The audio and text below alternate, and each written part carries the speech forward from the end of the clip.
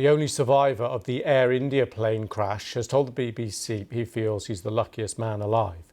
In June, a plane travelling from Ahmedabad to London crashed within seconds of taking off. All but one of the 242 people on board were killed, as well as 19 on the ground. Viswashkumar Ramesh survived the disaster in which his brother died. He's been speaking to our Midlands correspondent, Navtesh Johal. The sole survivor. How this one passenger walked away from a plane crash that killed everyone else on board is a question no one, not even he, can really answer. It is miracle, innit?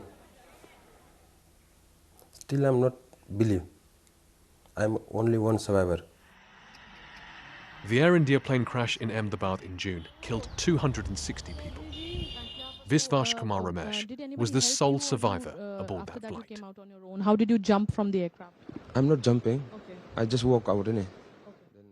But sat just a few seats away from him on the plane was his younger brother Ajay, who was killed. In the aftermath, as the 39-year-old dealt with the world's attention, he was diagnosed with post-traumatic stress disorder and has recently returned to his home in Leicester. The BBC and other media were invited to the home of one of his advisors for the first interviews with Viswashkumar in the UK. The two advisors sat next to him, and a documentary crew were also present and filming in the room. Viswashkumar, thank you for speaking to us. First question, how are you doing? Still not good. I'm finding myself very difficult, like physically and mentally, and also my family as well. Throughout our interview, there were questions that he could not answer. When did you realize, when you were on that flight, that something was wrong?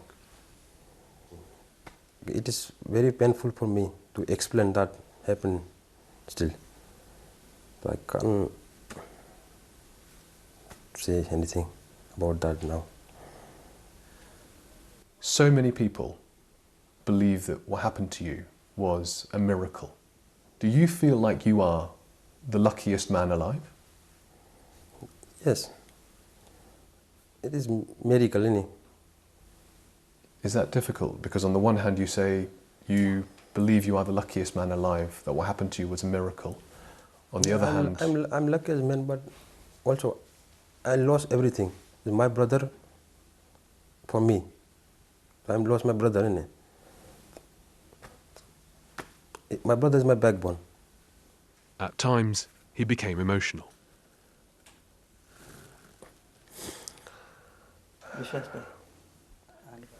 Viswashkumar, you're okay to continue? Okay. Thank you. What have the last few months been like for you and for your family? I don't like to talk with anyone else. I just sit in my room and alone, not talking. Like my wife, my son, I'm not talking with anyone. I just like to alone in my house.